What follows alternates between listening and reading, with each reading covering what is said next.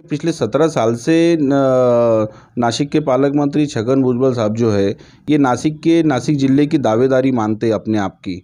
लेकिन जब हम अल्पसंख्यक समुदाय के लिए जब हम लोग सोचते हैं तो तब समझ में आता है कि एक भी कोई मूलभूत सुविधा अल्पसंख्यक समाज के लिए नहीं की गई है। ना मौलाना आज़ाद फाइनेंशियल कॉरपोरेशन का जो फाइनेंशियल जो एक बजट रहता है उसमें कोई तरतूद नहीं है। नासिक ज़िले का ऑफिस बंद पड़ा है और मिनी हज हाउस का कंसेप्ट एक नासिक शहर में एमआईएम पहले से एक मांग कर रही है, उसके संदर्भ में भी अब तक उन्होंने कोई नहीं की। अजमेर जाने के लिए मुस्लिम बहुल एरिया के जो नासिक रोड से अजमेर जाने के लिए जो ट्रेन का उन्होंने वादा किया था वो भी वो पूरी तरीके से मांग नहीं कर पाए।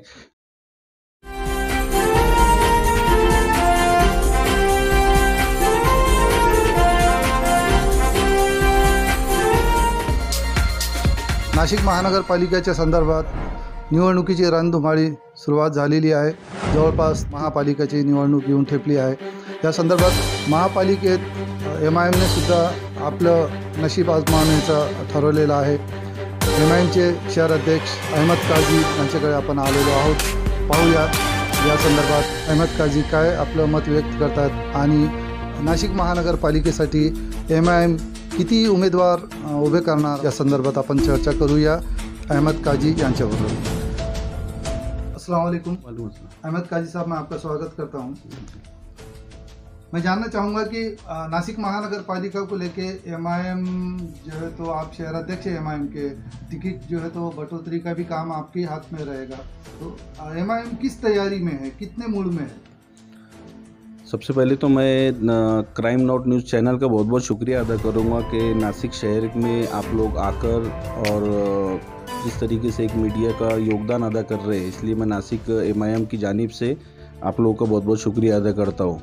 जैसे कि आपने बताया इस सिलसिले में कि नासिक महानगर पालिका निवडणूक 2022 जो अभी नासिक शहर की जो है, तो जैसे हमारे महाराष्ट्र के अध्यक्ष तथा खासदार इम्तियाज़ जलील साहब, इनके आदेश पर, इनके नेतृत्व में, और उत्तर महाराष्ट्र के हमारे प्रमुख डॉक्टर खालिद परवेज साहब, इनके नेतृत्व में नासिक महानगर पालिका एक पूरी ज़ोरों शोरों से और बड़ी तैयारी से लड़ी जाएंगी।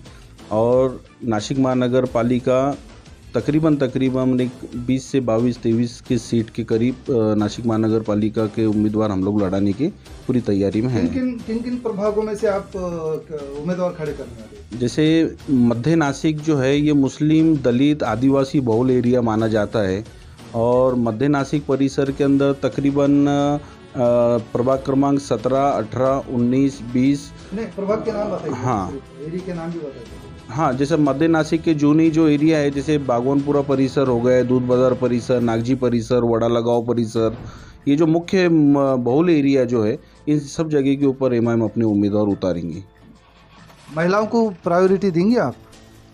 एक्चुअली देखा जाए तो जैसे आज ये जो माहौल जो क्रिएट हुआ है हिजाब का और ये जो चल रहा है सब, तो जो हम लोगों को एक चीज़ समझ में आई कि नासिक एमआईएम के अंदर इच्छुक उम्मीदवारी आज माशाल्लाह हमें भी फख्र होता है कि महिला उम्मीदवार सबसे ज़्यादा इच्छुक है आज हमारे पास। विकास को लेके अभी तक आपके पास क्या बैकग्राउंड है?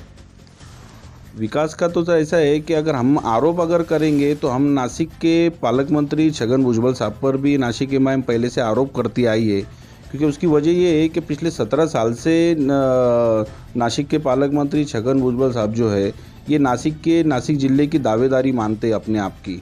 लेकिन जब हम अल्पसंख्यक समुदाय के लिए जब हम लोग सोचते हैं तो तब समझ में आता है कि एक भी कोई मूलभूत सुविधा अल्पसंख्यक समाज के लिए नहीं की गई है। ना मौलाना आज़ाद फाइनेंशियल कॉरपोरेशन का जो फाइनेंशियल जो एक बजट रहता है उसमें कोई तरतूद नहीं है। नासिक ज़िले का ऑफिस बंद पड़ा है और मिनी हज हाउस का कंसेप्ट एक नासिक शहर में एमआईएम पहले से एक मांग कर रही है, उसके संदर्भ में भी अब तक उन्होंने कोई नहीं की। अजमेर जाने के लिए मुस्लिम बहुल एरिया के जो नासिक रोड से अजमेर जाने के लिए जो ट्रेन का उन्होंने वादा किया था वो भी वो पूरी तरीके से मांग नहीं कर पाए।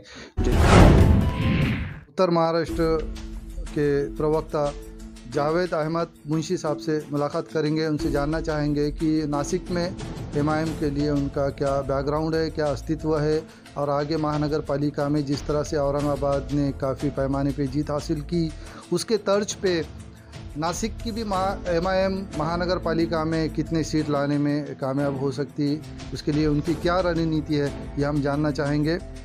अस्सलाम वालेकुम जावेद अहमद मुंशी साहब, मैं आपका स्वागत करता हूँ। सबसे पहले मैं ये जानना चाहूँगा मुंशी साहब कि नासिक में MIM को लेके अभी आपकी क्या प्लानिंग है? देखिए, ऑल इंडिया मजलिस इत्तेहादुल मुस्लिमीन जो पूरे महाराष्ट्र में इलेक्शन जो कंटेस्ट हो रहे हैं, महानगर पालिका हो, नगर पालिका हो, आने वाले वक्त में जो चुनाव की सरगर्मियाँ अभी शुरू हो जाएंगी इंशाल्लाह।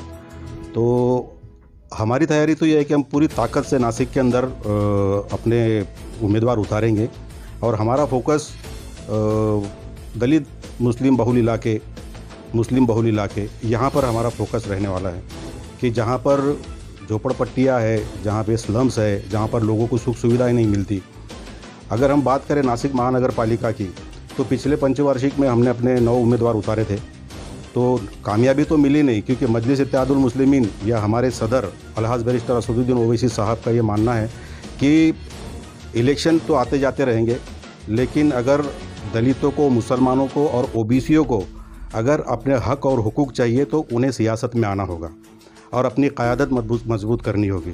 तो उसी एजेंडे को आगे बढ़ाते हुए हमारे पास, जैसे हमारे शहर के सदर अहमद काजी साहब, इनकी बहुत जद्दोजहद चल रही है माशाल्लाह। पिछले 4-6 महीनों से बहुत ज़मीनी लेवल पर इनका काम चल रहा है। तो महानगर पालिका में आप कितने सीट उतारने की तैयारी में? महानगर पालिका में अभी तक तो हमारा निगोसिएशन चल रहा है 20-22 सीटों के ऊपर, और जो निष्ठावान कार्यकर्ता है, जो मजलिस से जुड़े हुए हैं, तो वो लोगों को भी, जो हम लोग उनको भी टिकट देंगे।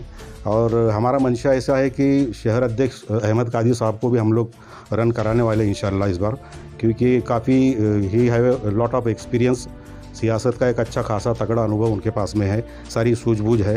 तो इसी तरीके से हम लोगों की अभी इंटरव्यूज़ और बहुत से लोग हमारे कांटेक्ट में है, तो उन लोगों को हम सॉर्ट आउट करके इंशाल्लाह 20 से 22 इलाके, और जहाँ पर मुस्लिम बहुल इलाके हैं वहाँ तो 100% हम अपना पूरा पैनल उतारेंगे इंशाल्लाह। किन मुद्दों को लेकर आप महानगर पालिका चुनाव लड़ेंगे? देखिए, जहाँ तक नगर पालिका और महानगर पालिकाओं का मसला अगर होता है, जो नगर सेवकों के जो काम है कि लोगों को मूलभूत सुविधाएं उपलब्ध करा के देने का, जैसा नल, पानी, रास्ते, गटर, लाइट, ये सारे मुद्दों पे तो हम लोग लड़ेंगे ही लड़ेंगे। और जो एरिया के अंदर जहाँ पर दलित बस्तियाँ है, जहाँ पर मुस्लिम बस्तियाँ है, जहाँ पर सादे शौचालय नहीं है, जहाँ पर समाज मंदिर नहीं है। अच्छा, इस एरिया के नाम बताइए ना, कहाँ पर ये सब सुविधा नहीं है? देखिए, पंचशील नगर में आज भी अगर आप जाओगे गंजमाल के ऊपर, वहाँ पर सुलभ शौचालय है, लेकिन वहाँ पर चार्जेस लेते हैं उनके। तो ऐसे बहुत सारे एरियाज़ है, 4-5 ऐसे एरियाज़ है कि जहाँ पर सरकारी निधि से बनाया गया हुआ जो ये है सार्वजनिक शौचालय है, वहाँ पर भी पैसे लेने का काम ये लोग कर रहे हैं। तो ऐसी छोटी छोटी बहुत सारे प्रॉब्लम्स है कि अगर किसी गरीब की शादी अगर करनी हो तो वो जल से अरेंज नहीं कर सकता, हॉल अरेंज नहीं कर सकता। तो हर समाज के लिए एक दलित बस्तियों में, मुस्लिम बस्तियों के अंदर जहाँ पर ये सुविधाएं नहीं है कि गरीब आदमी अगर अपनी बेटी की शादी कराना चाहता है, तो हमारा वो भी एक एजेंडे के अंदर ये रहेगा कि हम हर एरिया के अंदर वहाँ पर हॉल की मांग करें, या ऐसा कोई समाज मंदिर बनाए कि जिसके अंदर गरीब लोग अपने छोटे मोटे प्रोग्राम उसके अंदर वो कर सके। अच्छा, महानगर पालिका चुनाव के मद्देनज़र क्या अगर जो प्रभाग रहेंगे उसमें महिलाओं के भी सीट छूटे हुए हैं, तो क्या आप मुस्लिम महिलाओं को भी इसमें प्रायोरिटी देना पसंद करेंगे? देखिए, अभी ये डिपेंड करता है सिचुएशन के ऊपर, हालात के ऊपर, कि अभी तक तो यह आया नहीं उसका कि जिस वक्त वो चार्ट जब आ जाएगा कि कहाँ पर लेडीज। चार्ट नहीं आया, लेकिन कहीं ना कहीं तो आपके प्रभाग में तो महिला के सीट छूटेंगे ही ना। तो आप नासिक MIM ने ऐसा तय करी है क्या कि अगर से महिला की जगह पे मुस्लिम महिला को भी उतारा जाए? जी बिल्कुल बिल्कुल, सवाल ही नहीं उठता, क्योंकि आज जिस तरीके से मुस्लिम महिलाएं आगे आ रही है सियासत के अंदर, समाज के अंदर और संगठनों में काम कर रही है, तो जाहिर सी बात है कि हम लोग लेडीज़ रिजर्वेशन रहेगा तो हर जगह पर जहाँ पर ज़रूरत पड़ी वहाँ पर हम लोग लेडीज़ को रन कराएंगे इंशाल्लाह। जी। और MIM की तरफ से आप कुछ आह्वान करना चाहेंगे वोटर्स को या मतदाताओं को या समाज के लिए कुछ? देखिए, आह्वान तो मैं इतना ही करना चाहूँगा कि जहाँ तक सिर्फ नासिक का सवाल है, नासिक महानगर पालिका का सवाल है, कि जहाँ पर अभी भी झुग्गी झोपड़ियों के अंदर लोगों को जो सुख सुविधाएं नहीं हैं, कि मौका उन्होंने कांग्रेस को दिया, राष्ट्रवादी वालों को दिया, शिवसेना को दिया, बीजेपी को दिया।